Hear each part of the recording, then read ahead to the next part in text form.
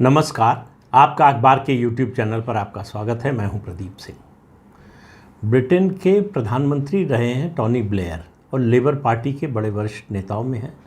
उन्होंने अभी सवा साल पहले एक बात कही थी। उनकी पार्टी में नेतृत्व परिवर्तन की मांग चल रही थी, नेतृत्व परिवर्तन हो रहा था, अध्यक्ष बदला जा रहा था। उस समय उन्होंने कहा था कि पार्टी अध्यक्ष बनने से कोई पार्टी रिवाइव नहीं होती है।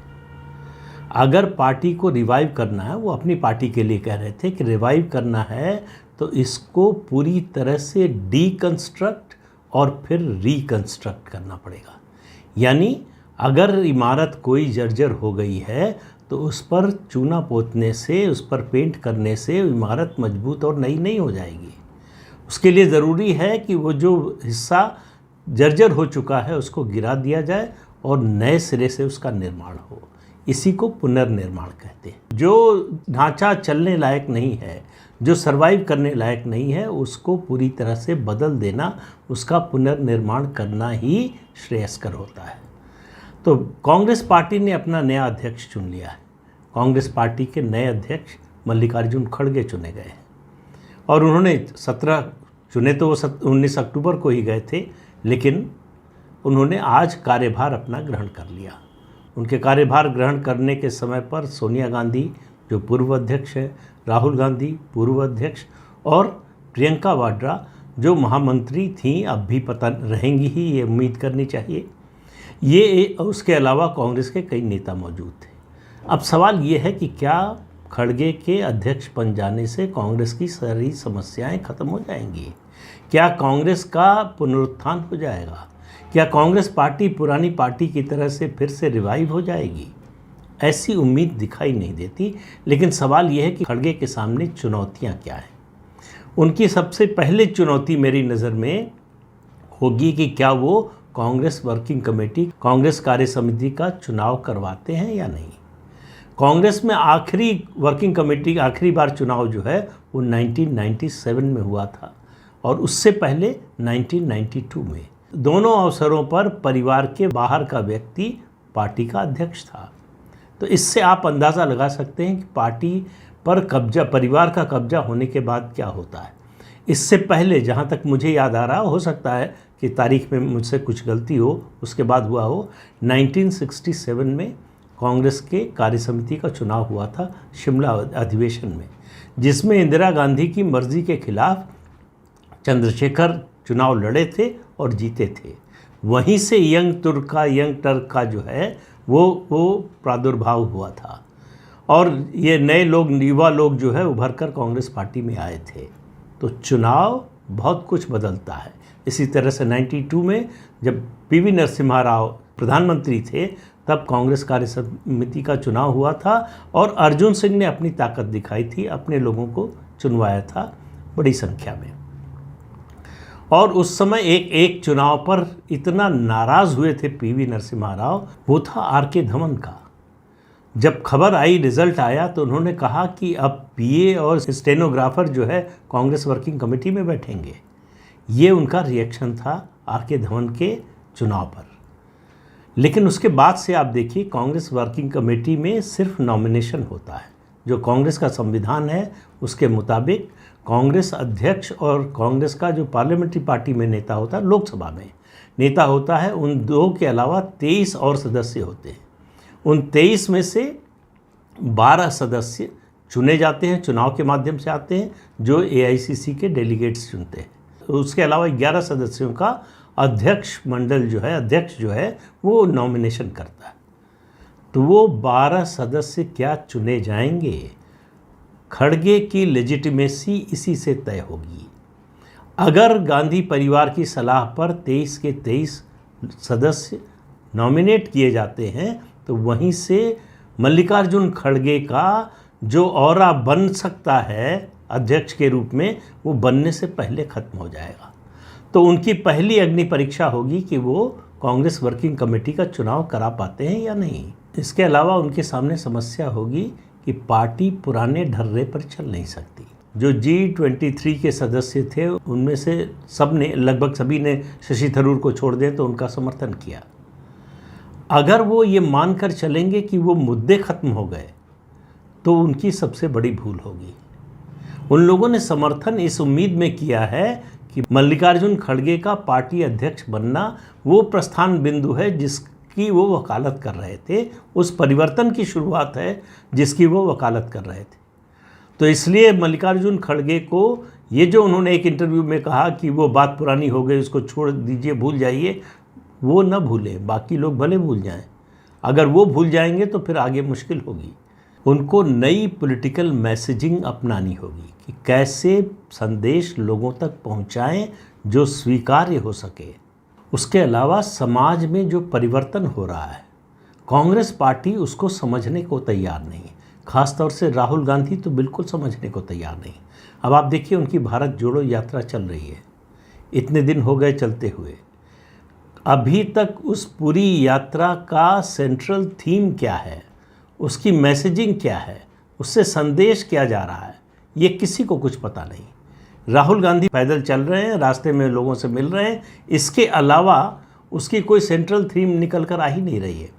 कोई एक संदेश जो पूरे देश में जाए कि इसके जरिए राहुल गांधी ये अचीव करना चाहते हैं या ये संदेश देना चाहते हैं, और ये इसमें पूरी पार्टी लगी हुई है। इसलिए भारत जोड़ो यात्रा का अगर कुछ फ़ायदा राजनीतिक हो सकता था तो वो होता हुआ कम से कम अभी तक दिखाई नहीं दे रहा है। अब मल्लिकार्जुन खड़गे के सामने जो सबसे बड़ी समस्या है, जो उनकी ताकत भी हो सकती है और उनकी कमज़ोरी भी, वो है परिवार। इस पार्टी की ताकत और कमज़ोरी दोनों परिवार ही है। परिवार के रहते पार्टी में कोई बड़ा बदलाव हो नहीं सकता, और परिवार को छोड़कर पार्टी सरवाइव करेगी कि नहीं, इसकी कोई गारंटी नहीं। तो अब मल्लिकार्जुन खड़गे को ये साबित करना है कि वो परिवार के इशारे पर नहीं चल रहे हैं, वो रबर स्टैंप नहीं है, वो केवल ठप्पा लगाने के लिए नहीं आए हैं कि जो परिवार चाहता है वो हो और उसका वो माध्यम बने, उसका वो जरिया बने। तो इसके लिए अब ये बिल्कुल जो है, आप समझिए कि रस्सी पर चलने जैसा है कि अगर वो इसके लिए गांधी परिवार के सदस्यों से मनमुटाव करते हैं, मतभेद पैदा करते हैं, इसकी खबरें बाहर आती हैं, तो उनके लिए मुश्किल है। और पूरी तरह से उनकी बात मानकर चलते हैं, डॉटेड लाइन पर जो है दस्तखत करते हैं, तो मुश्किल है। तो इसलिए ये संतुलन साधना जो है, क्योंकि अब 4 पावर सेंटर हो जाएंगे। पहले सोनिया गांधी, राहुल गांधी और प्रियंका वाड्रा 3 पावर सेंटर थे, अब मल्लिकार्जुन खड़गे अध्यक्ष के रूप में हो जाएंगे। इन चारों जो सत्ता के केंद्र होंगे, इनमें संतुलन कैसे बिठाया जाएगा, इनको सिंक्रोनाइज कैसे किया जाएगा, ये चुनौती है मल्लिकार्जुन खड़गे के सामने। लेकिन किसी भी राजनीतिक दल के लिए जो चुनावी राजनीति में हो, उसके लिए चुनौती सबसे बड़ी तो चुनाव की ही होती है। और 2024 के लोकसभा चुनाव से पहले नहीं, लोकसभा चुनाव से पहले 11 राज्यों में विधानसभा के चुनाव होने। 3 राज्य जो है नॉर्थ ईस्ट के हैं, जिसमें त्रिपुरा है, नागालैंड है और मेघालय है। अब नॉर्थ ईस्ट के इन 3 राज्यों को देखिए, या पूरे नॉर्थ ईस्ट को देखिए, 8 राज्य हैं। इनकी राजनीति को देखिए, आपको समझ में आ जाएगा किसी पार्टी का पुनरुत्थान कैसे होता है, विकास कैसे होता है, या कैसे होना चाहिए। 2016 सिर्फ 6 साल पहले की बात कर रहा हूँ। 2016 तक पूरे नॉर्थ ईस्ट में किसी भी राज्य में बीजेपी की सरकार नहीं थी, और सरकार छोड़िए, किसी राज्य में बीजेपी नंबर 2 की पार्टी भी नहीं थी। लेकिन आज 8 में से 6 राज्यों में बीजेपी की अपनी सरकार है या फिर गठबंधन की सरकार है। तो 6 सालों में, सिर्फ 6 सालों में, और 6 साल तो ये सरकार को हुए हो गए सब जगह कुल मिलाकर, लेकिन उससे कम समय में ये बदलाव अगर वो पार्टी ला सकती है जिसका कहीं कोई जनाधार न रहा हो विशेष नॉर्थ ईस्ट में, और उस पार्टी को हटाकर कांग्रेस पार्टी, नेशनल पार्टी के रूप में कांग्रेस को हटाकर जिसका वर्चस्व रहा हो, तो इससे पता चलता है कि कांग्रेस में क्या गड़बड़ है और उसको क्या करना चाहिए। तो जिन 11 राज्यों में चुनाव है, उसमें नॉर्थ ईस्ट के अलावा जो चुनौती है कांग्रेस पार्टी की, वो राजस्थान और छत्तीसगढ़ में अपनी सरकार बचाने की है और बाकी राज्यों में अपनी सरकार लाने की। तो छत्तीसगढ़ और राजस्थान के साथ मध्य प्रदेश का भी चुनाव होगा नवंबर-दिसंबर में, और उसके साथ ही तेलंगाना का भी चुनाव होगा। जो जहां से तय होगा कि कांग्रेस पार्टी नंबर 2 की पोजीशन पर रह पाएगी कि या नहीं। बीजेपी क्या उसको पूरी तरह से नंबर 2 की स्थिति से हटा देगी। तेलंगाना में केसीआर के लिए यानी टीआरएस के लिए चुनौती सबसे बड़ी बीजेपी बनी हुई है। ये कांग्रेस के लिए चिंता की बात होनी चाहिए। इसके अलावा मई में कर्नाटक विधानसभा का चुनाव होना है। तो कुल मिलाकर नॉर्थ ईस्ट के अगर 3 राज्यों को छोड़ भी दें तो मध्य प्रदेश, छत्तीसगढ़, राजस्थान, कर्नाटक और अभी गुजरात और हिमाचल में चुनाव हो रहे हैं। गुजरात का अनाउंस होने वाला है, हिमाचल में हो चुका है और चुनाव प्रचार चल रहा है वहाँ पर। इन राज्यों में बीजेपी और कांग्रेस की लगभग सीधी टक्कर है। केवल कर्नाटक है जहाँ पर ट्रायंगुलर फाइट होगी, जेडीएस भी है। यहाँ अगर बीजेपी को कोई नुकसान पहुँचा पाती है कांग्रेस तो फिर आगे का रास्ता उसका खुलेगा। लेकिन इन राज्यों में अगर कांग्रेस की स्थिति पहले से ख़राब होती है तो 2024 का तो सपना भी देखना भूल जाए। वास्तविकता में तो अब भी जो है अगर इम्प्रूव कर लेती है तब भी कोई उम्मीद नहीं है, क्योंकि याद कीजिए 2018 जब इन राज्यों में चुनाव हुए थे, इनमें से 3 जीत गई थी कांग्रेस पार्टी। छत्तीसगढ़, राजस्थान और मध्य प्रदेश में सिंगल लार्जेस्ट पार्टी बनी थी। इसके बावजूद लोकसभा चुनाव में कांग्रेस पार्टी के परफॉर्मेंस में कोई बड़ा इजाफा नहीं हुआ। तो इसलिए ये विधानसभा चुनाव इम्पॉर्टेंट तो हैं, एक इंडिकेटर ज़रूर होते हैं, लेकिन उनका लोकसभा चुनाव से सीधा संबंध नहीं होता। फिर भी कार्यकर्ताओं के मनोबल, नेताओं की मेहनत, इन सब का जो है वो असर दिखाई देता है इन चुनावों पर। अगर इनमें कांग्रेस अच्छा करती है तो कार्यकर्ताओं में उत्साह होगा लोकसभा चुनाव के लिए, बीजेपी के खेमे में चिंता होगी।